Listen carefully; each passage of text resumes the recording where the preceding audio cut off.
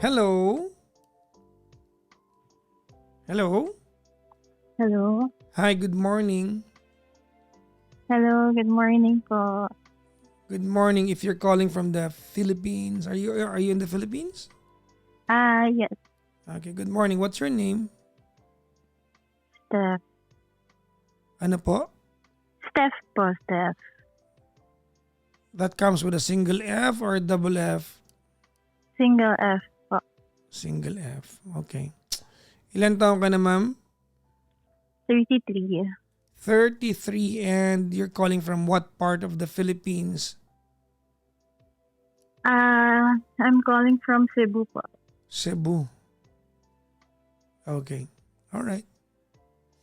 Inabot ba kayo ng baha nung bumagyo dyan? Hindi kasi malayo ako sa city. So, malapit po ako sa airport. Kaya hindi inabot yung baha. Okay. Cebuana ka? Hindi po. I'm here for work lang. Okay. What do you do for a living? Cabin crew po. Oh, hindi pa ako naging pasahero?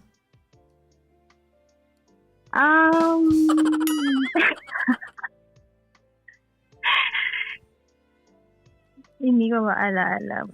Baka. Anyways, ilang taon ka na sa industry na yan? For this airline po 4 years, then yung previous airline ko 5 years po. Oh, so dekada ka na pala lumilipad. Yes. Mm-mm. Ano ba yun? Alam mo, may pinapanood ako na reel sa TikTok na nasabi nila yung pag may turbulence. May nervous ka sa turbulence eh. Yung palang 1 inch of movement ng airplane, ramdam pala sa loob yun, no? But the plane is designed to go even kumbaga beyond yung mga ganun, no? So, kaya pala yung mga cabin crew pag nangangamatay na ako sa nervous, relax lang kayo. Na parang chill lang kayo, 'di ba? Minsan galit pa kayo, please go back to your seats. The captain has 'di ba yung ganun, 'di ba? Turn on the fasten seatbelt sign. Please go back to your seat, sir. Ganun, 'di ba? Kasi pag kinabahan kami, mas kakabahan kayo pag nakita nyo kinakabahan kami. So kahit deep inside na medyo scary din, may mga turbulence kasi na nakakatakot talaga. So ibig mo sabihin, ito na, kinabahan na tuloy ako ngayon. So kinakabahan din kayo at pinaplastic nyo kami. So but, pero alam nyo naman na safe naman yung actually airplane. Safe naman. Airplane is the safest mode of transportation. It is. Yes. By statistics, pinaka-safe ang aeroplano. Ang daming checklist niyan bago lumipad yan, di ba? Opo, yes. Ba't ka kinakabahan? Kakabahan tuloy kami ngayon. Pusang gala. Hindi. Minsan kasi, alam mo yung parang hinahata ka pababa, yung aeroplano. Yun yung medyo scary. Tsaka pag tumatagilid ba yun? Basta parang gano'n. Sa bagay kung 10 taon ka na. Yes, pero every time na bumpy, iniisip lang namin yung Jello theory. Ewan ko if you're familiar dun sa... may explanation siya na yung aircraft daw is para siyang nasa loob ng Jello. So every time na tinatap yung Jello, yun yung aircraft nasa loob, nagbabounce din. Parang gano'n. And that's supposed to comfort me now? Okay. Saka so far, Papa Jackson, wala pang aircraft ang may nangyari because of turbulence. Oh. Yes. Okay. Ay, kasi medyo Airbus, Boeing, pinapanood ko yung release ng mga airplanes ng mga yan eh. Kaya medyo wala lang. Nerdan lang. Okay, anyways. Are you married? Yes po. Okay, ilan na anak mo? 2 na po. 2 na. Alright. Ako. Ilan taon na yung panganay mo? 13. So 20 ka nung nagkaanak ka? Yes. Yung pangalawa, 6. 6. Okay. Layo na Yes. agwat, ha? Actually, I called you nung 16 years old ako. Year 2009. Okay, so binastos mo ako sa part na to. Wag mo na. Alam mo, kanina biroan yan, di ba? Nag-usap na tayo before. Naka-landline pa lang ako noon. Yan ang uso nun. Ang tagal na nun, te. Ayoko sabi ko ilang taon yun, pero dekada yun, ano? Hindi, kanina may biroan na may mga pinalaki ang sex bomb. May mga pinalaki din daw si Papa Jack. Yes. Sige, okay na yun. Huwag mo nang banggitin yun. Ang tagal 16, tas 33 ka ngayon, tas DJ pa rin ako. Ang pusang gala. Alam mo, minsan offensive din kayo eh, no? Sige na, magkwento ka na. Ano problema niya mag-asawa? Ano ba? Hindi ko alam kung problema ba to. Pero, Sige, dahil in-offend mo ako, papalakihin ko yung problema mo. Charot lang. Yes, tell me your story. kasi po, ako may 2 kids from previous relationship and then siya meron din. Dalawa. Okay. You were both single parents. Yes. Okay. And then, Ilang taon pa lang kayong kasal? mga 1 year po. Bago lang. You are new, new couples. Yes, pero Okay. 4 years na kaming together. Okay. Kasi 2 years na kayong hiwalay nung tatay ng bunso mo. Tama? Nung naging kayo. Tama ko, di ba? Opo, 2 years. Mga barely a year and a half more than, no? Yes po. Okay. Opo. Tama. Nakikinig ako sa kwento mo. Nagkakwenta ako eh. Kasi 6 years old eh. Okay. Mga 6 o 8 months yung anak mo no? Ay, hindi. Paano ba? Ay, sorry. Mga 1 year and a half yung bunso mo. Hindi. Mga siya nun. 2? 1 year and a half. Mga ganun. Basta ako. Mga ganun. Tama nga. Okay, anyways, go ahead. And then, so, ngayon, gusto ko na magkaroon ulit ng, ng bagong baby sana. You wanna be a mother of another child. Ulit. Oo. Gisingin mo yung asawa mo. Gawa kayo mamaya. Gusto ko. Ayun na nga, yung problema. Bakit? Hindi ko alam kung problema ba yun. Yung tamang term. Kasi, very vocal siya na na hindi pa niya gusto or hindi niya gusto. No. Don't twist that part. Hindi pa niya gusto at hindi na niya gusto are 2 different things. Kasi, dun ko sinabi niya hindi pa niya gusto. Okay, so kasi 1 year pa lang kasal, he's taking his time. He's taking his time. Ganun ba 'yon? And your argument is, but we've been together 4 years before we got married. Parang ganun na. Saka kasi magta-34 na ako. Parang feeling ko. Paubos na ang eggs ovary.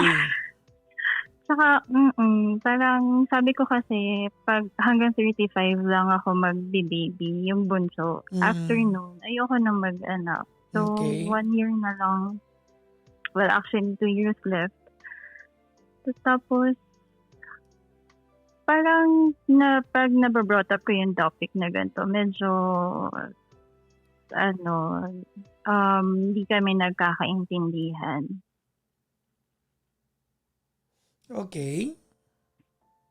So, ayun. Actually, hindi nga kita naiintindihan ngayon eh. Because you cannot tell me straight whether what he said was wag muna or wag na.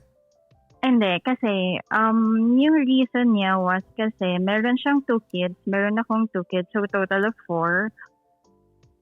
Tapos, lahat sila nag-aaral na. So, yun nga, yung gusto niya pag super financially stable na kami and may financial freedom. Ayaw niya muna magdagdag ng additional gastos sa ngayon. Yun yung reason niya. Well, because men are task-oriented. Have you heard of that? Yes. Yes. Kasi ikaw ang iniisip mo yung motherhood mo. Tama, mali? Oo, tsaka inisip ko din yung magkaroon kami sana ng fruit, ng baby, gano'n. Well, I get you. Medyo, Kumbaga, a child of your own. yes. But your setup kasi is a little bit, medyo, ayaw ko sabihin not normal eh. Parang kumbaga unique, no? Kasi may tagdadalawa kayong anak eh. Tama? Yes. Oo. So, I think what you want is valid. Pero valid din yung reason niya. Kasi you're coming from an emotional point of view. Tama, mali? Yes, And somehow. he's coming from an economical point of view. Okay, now, kunyari ako yung lalaki, kakwentahin ko. Okay, okay lang ba sa'yo, ma'am? Sige, go ahead. I-assume ko yung thought process ng mister mo. Sige po. Okay, now, ako yung lalaki, eto yung iisipin ko. Pag nagbuntis ka, 2 taon kang titigil sa work. Tama? Yes. Oo. Sosolohin niya ngayon yan. Attend to your needs, a new baby, 2 of his kids, and 2 of your kids.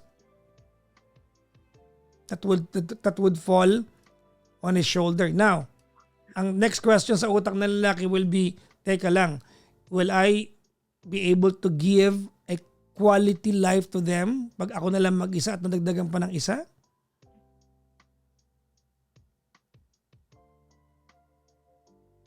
That's a question sa utak niya. Maybe he might not tell you the way I told you. Kasi syempre nag-aaway na kayo di ba? Hindi kami nag-aaway. Parang nakukuha ko naman yung point niya. Pero kasi tinatanong ko na until when, kasi binigyan niya ako ng timeline eh. Binigyan niya ako ng next year, which is before pa kami ikasal, sabi niya, magbe-baby na tayo. So, yun, hinintay ko yun. And siguro, naparami yung gastos, kaya hindi naging priority. Saan kayo gumastos? Sa mga bata, sa kids, tapos yung bills, tapos Alam mo naman pala eh. Naintindihan mo naman pala yung reasoning niya eh. yun, nasasad lang ako na No. yung thought na baka hanggang tumanda na kami and tumanda na siya kasi You medyo malaki have din yung gap 4 namin. kids. I mean, that's part of the deal. Anak mo, anak niya, anak mo. I know where you're coming from. You want a kid of your own. Now, ganito. I have a wish for you. Okay? May wish ako para sa'yo. Okay lang? Okay. Okay. I wish that you get exactly what you want. Okay ba yung wish ko? Parang ayaw mo Yes po. Hindi. I wish that you have a kid of your own. But I also wish that it happened when the time is right. Without compromises, di ba, of your comforts in life. Kasi win-win yun. Now, I want to tell you exactly what it's doing to the relationship. Even yung lovemaking ninyo will mabibigyan ng pressure. Actually. Di ba? Kasi, ba't mo withdraw? Sayang! Gaganon ka, di ba? So after niya mag-lovemaking, imbis na happy, ang ending, nagpapaliwanag siya, hindi ba nga nag-usap na tayo, ayaw ko muna mabuntis ka? Ba't mo withdraw? Alam mo, fertile ako ngayon. Siyak ka na sa gilid. Bakit ka natawa? Nasa pool ko ba yung eksena? Para hindi, para kasi ikaw ako eh. Parang alam na. Tama ba yung dialogue ko? Hindi naman ganun ka, okay. Medyo may pagka, lang. Malambing. Tone down yung, oo. Ganun. So parang ganito. Hoy, Ba't mo nilabas? Ganon. Yun, even that, kasi unique bonding nyo yan eh. Love making nyo yan eh. Even that, malalagyan ng pressure. Kasi hindi kayo magkatugma. Tapos feeling ko meron pa kayong isang meron ka pang isang argumento. Pwede ko bang hulaan, ma'am? Huwag ka magagalit sa akin, ha? Hulaan. Sige. Matatawa ka dito. Nasabi mo na ba sa kanya to? Ayaw magka-baby. Paano pala pag nabunsa ka na di sinasadya? Oh, Nasabi mo na to? nasabi ko sa kanya once.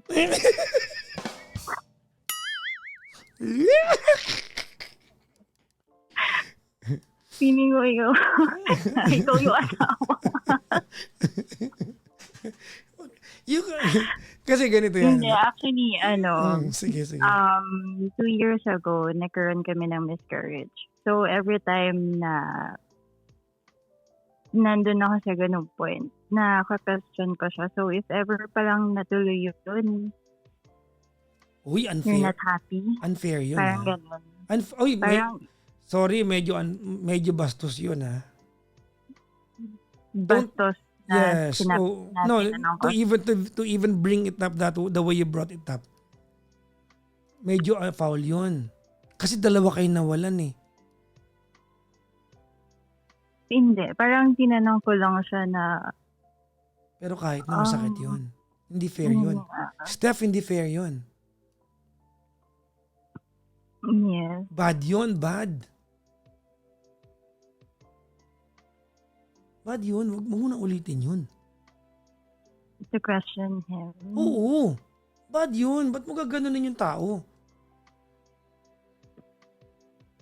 I don't know. Kasi Okay parang naman. Sorry po. sa nakikita ko ngayon, may malayo talaga na gusto niyang magkaanak kami.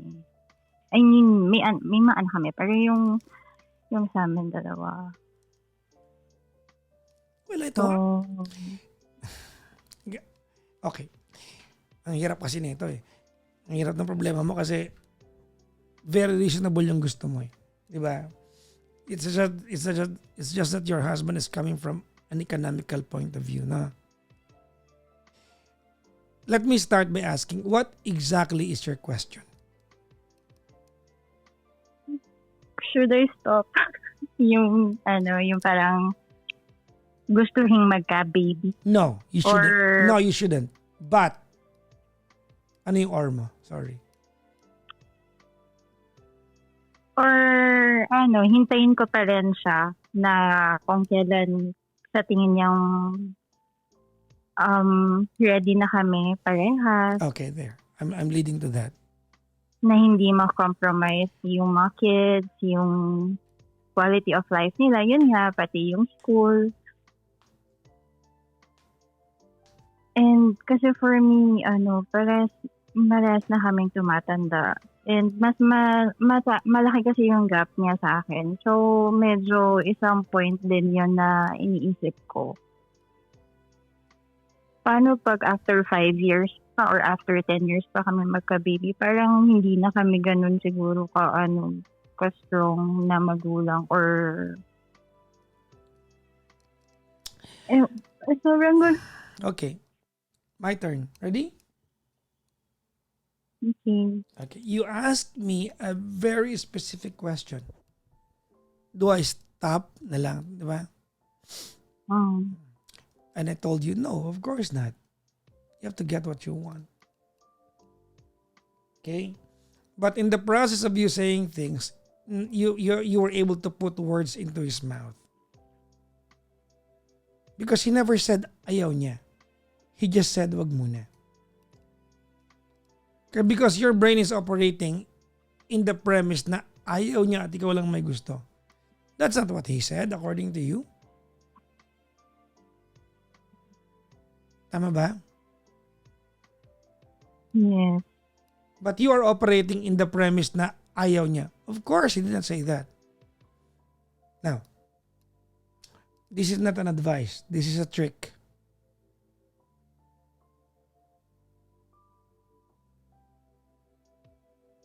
Ready? Ready. Okay. Um, Number one, Stefano,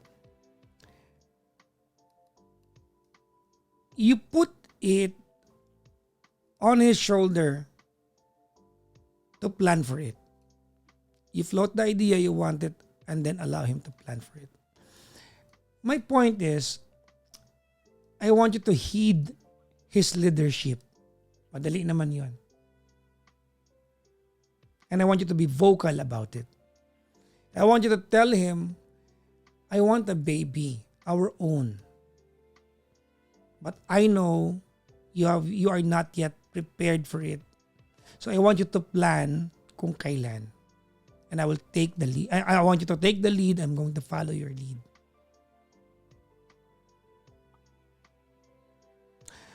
There is nothing good you can have from him nang pinipressure mo siya. Because men are naturally defensive.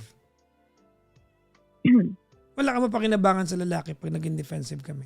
Sure yan.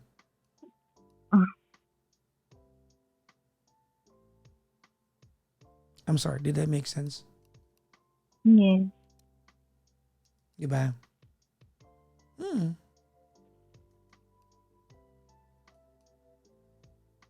I want you to get what you want. Wala nang masama dun eh. But I want you to make him lead kung kailan man yan. Of course, I want you to be a mother again. A very noble thing naman yung gusto mo eh.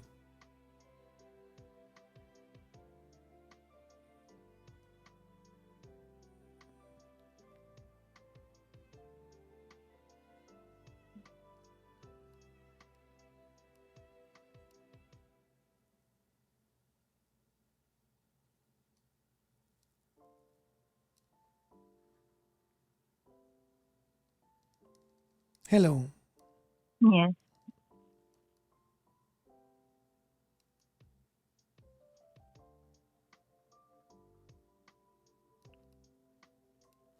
Tsaka Hello. you are a young couple, mawawala yung excitement ng pagkasama kasi may pressure yung lambingan nyo eh. Killer So, ng dapat, killer yan ng dapat ba hindi ko siya i-pressure? No, have a conversation about it. And make him take the lead. Ito na naman tayo ha. Maliwanag ko sinabi sa'yo. Bilang kaibigan mo, I want you to get what you want. But make him plan for it. Pakinabangan mo siya yung leader of the household. Yes. Siya naman eh. Sige. Pero ibang usapan kapag nag-delay ka na, syempre iba na yun, di ba? Oo. Iba yun. Ayoko lang din isip or maisip or isipin sa kanya if mangyari man yun. Parang hindi siya masaya siguro. Kasi hindi pa siya ready. Okay, stop. Ina-assume mo na lang yan kasi may pinanggagalingan ka na. Alam mo ikaw, asan ba yung tubo dito? Huwag mo i-assume yan. Anak Kaya niya hindi ko yun na eh. siya pinipilit. Anak niya yun eh. Bakit mo iisip hindi siya masaya? Tsaka yung sinabi mo sa kanya nung nag-miscarriage kayo. Bad yun ah. Bad yun. Kasi nandun ako sa point na pinahawakan ko yung sinabi niya na magbe-baby na kami. And nung nangyari, yun basta nandami lang akong Gets ko naman. Kaya lang, parang ang dating kasi, parang hindi mo naramdaman na ikaw lang ba nagluluksa nung time na nawalan kayo? Parang ganun eh. Bakit? Exclusive ba yung pain sa'yo para ibuntun mo sa kanya? Bakit? Di ba siya magulang na nawalan din? Nakalimutan mo ba yung part na yun? O dalawa kayo doon?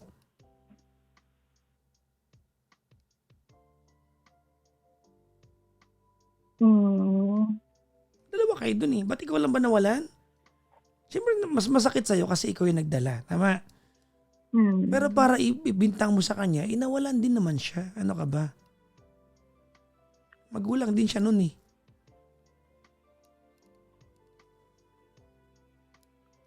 You are a young couple. You are not supposed to be going through things like this. Tsaka siyempre, may considerations kayo kasi may mga anak na kayo sa una.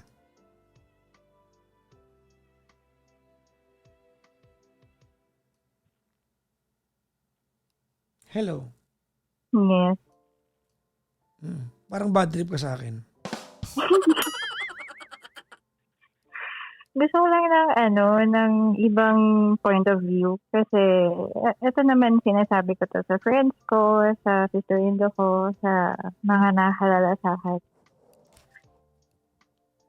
And medyo frustrating lang nung katulad ngayon, New Year. So, na-realize ko na ngayon hindi pa rin kami ready.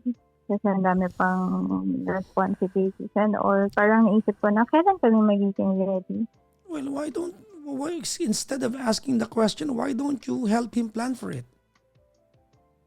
I am helping naman. Especially sa gastos. Kasi yung sinabi niya isang beses na hindi ngayon pa lang ang gastos na natin. So, kung magdadagdag pa tayo, baka mas mahirapan yung ganun. So, nakuha ko naman yung point mo. Oo naman, dapat naman. Kasi very valid naman yun. Kaya sabi ko sa kanya na tutulong din naman ako kahit Baka he's just being practical right now. yes. Maybe he wants to give you a more quality kind of life. Pag nakabuelo, di saka siguro. Yun nga. Kailan yun? Yun yung medyo ko sa kanya, dilemma ko. Kailan yun? Kailan tayo makakabuelo? Kailan mangyayari? So, siguro ngayon, dapat isipin ko din na probably pwedeng hindi na mangyari or set aside ko na lang kasi... I have a question for you, Steph. Why do you have a very punitive mindset? Napaka-punitive ng mindset mo.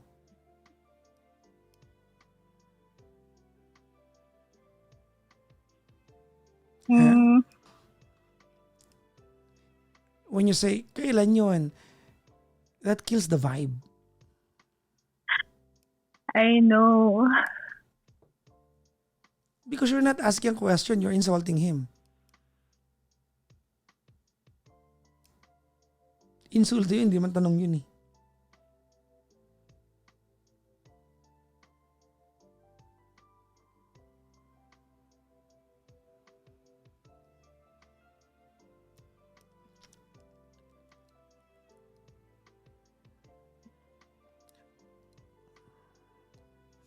Ako kaibigan mo ako. I want you to get what you want. Nadagdagan tuloy yung mga wish ko para sa inyong dalawang mag-asawa. Diba? I want you to get what you want, maging nanay ulit, but I want you to make love as many as you can before kayo magka-baby ulit. Okay ba yun? Reasonable ba yung wish ko? Yeah. Oo. Tignan mo, gusto mo din?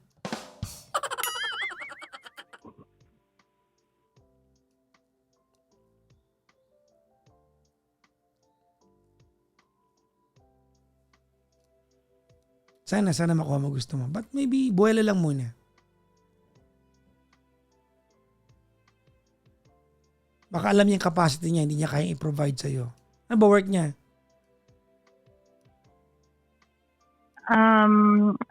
Nag-business siya, tapos nag-trading. Business as trading. Baka alam niya yung capacity niya. Baka alam niya hindi niya kayang ibigay ng quality. You have to consider that kasi it's very valid.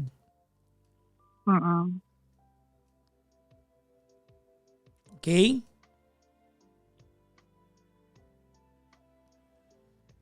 Nasa mister mo ngayon? Sa Manila. Kailan kayo magkikita? Bukas. Yun na.